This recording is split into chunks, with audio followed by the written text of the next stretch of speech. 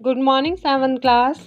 इससे पहले वीडियो में हमने एंडोजेनिक फोर्स अर्थात अंतर्जनिक बल का एक कारक ज्वालामुखी पढ़ा। तो बच्चों आज हम उसी श्रृंखला में भूकंप अर्थक्वेक पढ़ेंगे और समझेंगे। तो आज हमारा टॉपिक है अर्थक्वेक। जैसा कि आप ऊपर दिए गए चित्र में देख रहे हैं, ये भूकंप का चित्र है कि जब पृथ्वी में स्थलमंडलीय प्लेटों के गति या मूव करने पर कंपन होता है और वह कंपन चारों तरफ गोलाई में गति करता है या फैल जाता है, इस कंपन को भूकंप कहते हैं। इसे आप चित्र में बहुत क्लियरली देख सकते हैं और इसे ही क्या कहा जाता है, भूकंप कहा जाता है। पृथ्वी के नीचे जहां पर सबसे पहले कंपन शुरू होता है, उस जगह को भूकंप का उद्गम केंद्र कहते हैं। ये आपको दिखाई दे रहा है, ये क्या है, भूकंप का उद्गम केंद्र होता है, या इस जगह को भूकंप का उद्गम केंद्र कहा जाता है। और इस उद्गम केंद्र के ठीक ऊपर, यहाँ पर के ठीक ऊपर पृथ्वी की सतह वाले स्थान को अधिकेंद्र कहते हैं। क्या कहते हैं? अधिकेंद्र कहते हैं। जहां पर कंपन प्रारंभ हो रहा है, उस उद्गम केंद्र के ठीक ऊपर अधिकेंद्र में सर्वाधिक कंपन होने के कारण सर्वाधिक हानि होती है, और इस स्थान से जैसे जैसे दूरी बढ़ती जाती है तो भूकंप की तीव्रता अर्थात कंपन कम होता जाता है। इसे आप चित्र से बहुत अच्छे से समझ सकते हैं। जैसे जो उद्गम केंद्र है वहां पर कंपन सबसे ज्यादा होगा यहाँ पर, इसलिए इसके ठीक ऊपर पृथ्वी की सतह पर सबसे ज्यादा हलचल होगी। इसी के ठीक ऊपर यहाँ पर क्या होगी, सबसे ज्यादा हलचल होगी और सबसे ज्यादा नुकसान होगा इसके ठीक ऊपर। इस स्थान से जैसे जैसे दूरी बढ़ती जाएगी, आपको दिखाई दे रही है, जैसे जैसे ये दूरी बढ़ती जाएगी तो भूकंप की तीव्रता कम होती जाएगी। क्या होगा, जैसे जैसे आपकी दूरी बढ़ती जाएगी तो भूकंप की तीव्रता क्या हो जाएगी, कम होती जाएगी। इसे हम एक उदाहरण से भी आसानी से समझ सकते हैं।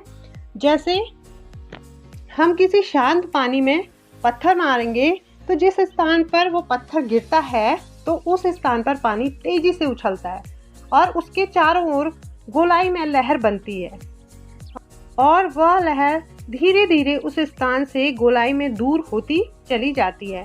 लेकिन इसमें मुख्य बात यह है कि जिस स्थान पर पत्थर गिरता है उस स्थान पर लहर ऊंची होती है अथवा पानी में हलचल तेज होती है, और जैसे जैसे लहर दूर होती जाती है हलचल कम होते होते और कुछ दूर जाकर समाप्त हो जाती है। इसी तरह उद्गम केंद्र के ठीक ऊपर अधिकेंद्र में हलचल या कंपन अधिक होता है।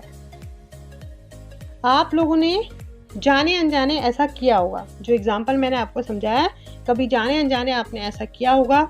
अगर बच्चों नहीं किया है तो आप इसे कर सकते हैं। घर में आप एक बाल्टी के अंदर पानी डाल के उसमें किसी पत्थर से इस तरीके से आप इस एग्जाम्पल को कर सकते हैं। बच्चों, क्या आप जानते हैं कि इस भूकंप को कैसे मापा जाता है? भूकंप को मापा भी जाता है, और इसे कैसे मापा जाता है ये जानेंगे। भूकंप का मापन एक यंत्र से किया जाता है जिसे भूकंप लेखी कहते हैं। क्या कहते हैं? भूकंप लेखी कहते हैं। और भूकंप की तीव्रता रिक्टर स्केल पर मापी जाती है। कौन से स्केल पर? रिक्टर स्केल पर मापी जाती है। तो बच्चों, when the lithosphere plates moves, the surface of the earth vibrates. The vibration can travel all around the earth. ये आपको दिखाई दे रहा है। These vibrations are called earthquakes.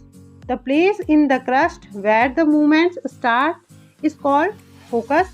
ये है आपका focus. The place on the surface above the focus is called epicenter. क्या कहा जाता है? एपीसेंटर कहा जाता है। स्थलमंडलीय प्लेटों की गति करने पर पृथ्वी की सतह पर कंपन होता है। यह कंपन पृथ्वी के चारों ओर गति कर सकता है। इस कंपन को भूकंप कहते हैं। भूप्रपट्टी के नीचे वह स्थान जहां पर कंपन आरंभ होता है, मैंने आपको बता दिया, उसे क्या कहते हैं? उद्गम केंद्र कहलाता है।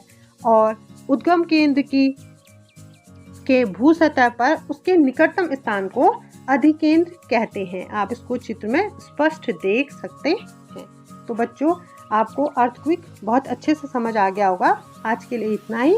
अगली वीडियो में हम अगले टॉपिक को डिस्कस करेंगे। Thank you so much. Have a nice day.